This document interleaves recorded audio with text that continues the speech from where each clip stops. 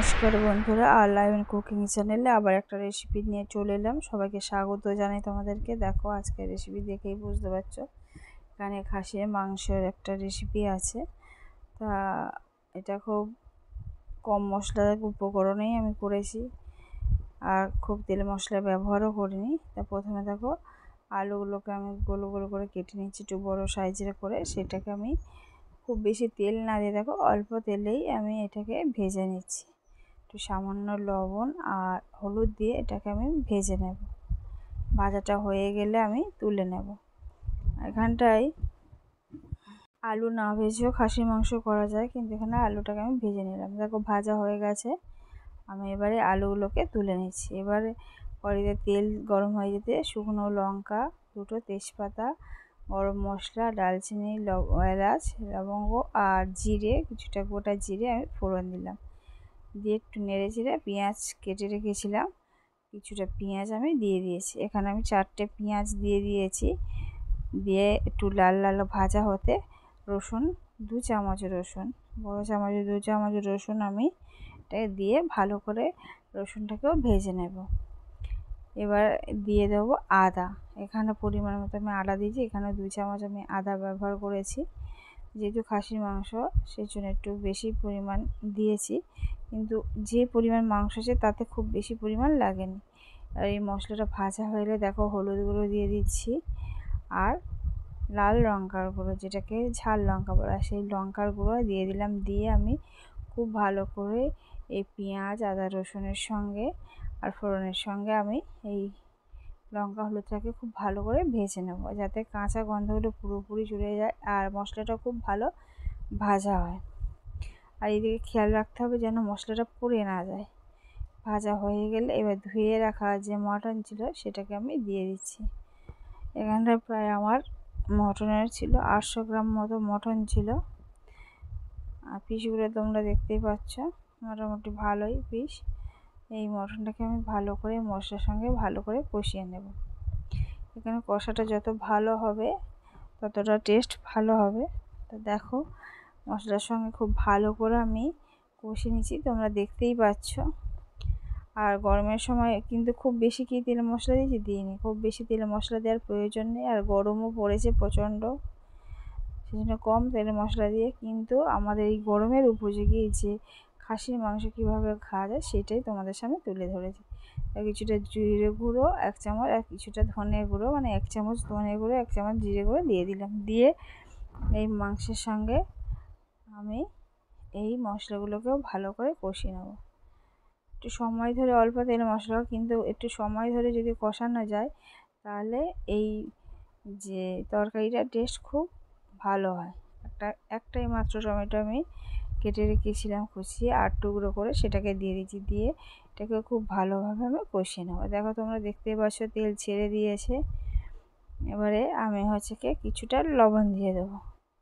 লবণ পরে দিলে হতো, কিন্তু তেলটা আরও যাতে ছেড়ে যায় সেই জন্য আমি পরিমাণ মতো স্বাদ অনুযায়ী লবণ দিলাম। আর আমরা একটু লবণ কম খাই বলে আমি লবণ কম দিয়েছি। আর তোমরা যে যেমন পরিমাণ লবণ খাও ততটা পরিমাণ তোমরা লবণটা দেবে। দেখো তোমরা দেখতে পাচ্ছ কতটা তেল বেরিয়ে গেছে অলরেডি। আচ্ছা, এবারে ভাজাটা এখানে অনেকটাই সুন্দর হয়েছে, অনেক সময় ধরে কষানো হয়েছে। লবণ দিয়ে দিলাম, লবণটা দিয়েও কিছুক্ষণ আর আমি কষিয়ে নেব। মিনিট দিয়ে কষানোর পরে আরও একদম পুরোপুরি তেল ছেড়ে দিয়েছে দেখো এই মটন থেকে।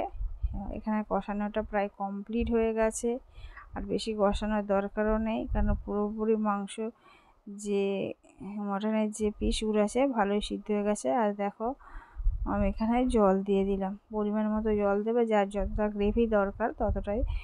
আমাদের যেহেতু একটু বেশি লোক সংখ্যা সেই জন্য আমরা একটু জল বেশি দিয়েছি। আর তাছাড়া আলুগুলো পরে দিতে হবে, ভেজে তুলে রাখা হয়েছে সেই জন্য। এখানে একটা প্রেশার কুকার নিয়েছি, প্রেশার কুকারের মধ্যে এই মাংসগুলোকে দিয়ে দিচ্ছি। দিয়ে আমি এখানটায় প্রায় 9টার মতো সিটি দিয়েছি, কারণ মাংসের পিসগুলো একটু বড়োই ছিল যার জন্য সিটিটা একটু বেশি লেগেছে। এবার আলুটা এখনও দিইনি, আলুটা 9টা সিটি পড়ে যাওয়ার পরে দেখো সিটিটা তুলে দিচ্ছি। গ্যাসটা তুলে দেওয়ার পরে আমি আলুটা দিয়ে আরও 2টো সিটি দিয়ে দেবো। দিয়ে দিলে দেখো এখানে সিটিটা তুলে দিতে গ্যাসটা দেখো বেরিয়ে গেছে। এবার আলুকে দিয়ে দিলাম, দিয়ে আবার ঢাকনা চাপিয়ে আরও 2টো সিটি দিয়ে নেব। বন্ধুরা, এরমভাবে যদি তোমরা এই গরমের সময় বা অন্য সময়ে যদি এই খাসি বা মাটন যদি তরকারি করতে চাও রেসিপি, তাহলে এরমভাবে করতে পারো। খুব তেল মশলার দরকারই নেই, অল্প তেল মশলাতে খুব সুস্বাদু হয়ে যাবে। দেখো হয়ে গেছে, সিটি পড়ে গেছে, মাটনও সিদ্ধ হয়ে গেছে। তোমাদেরকে দেখাচ্ছি, তুলে দেখো কতটা সুন্দর হয়েছে।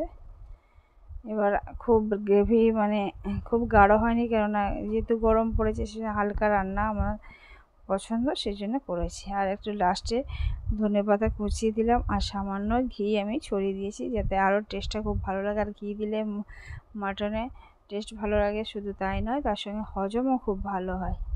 একটু সামান্য ঘি দিলে হজমে সাহায্য করে মাটনে। তা বন্ধুরা, আমার এই খাসির মাংস বা মাটনের রেসিপি যদি তোমাদের ভালো লেগে থাকে, তাহলে অবশ্যই তোমরা লাইক করে জানিও, কমেন্ট করো কেমন হয়েছে।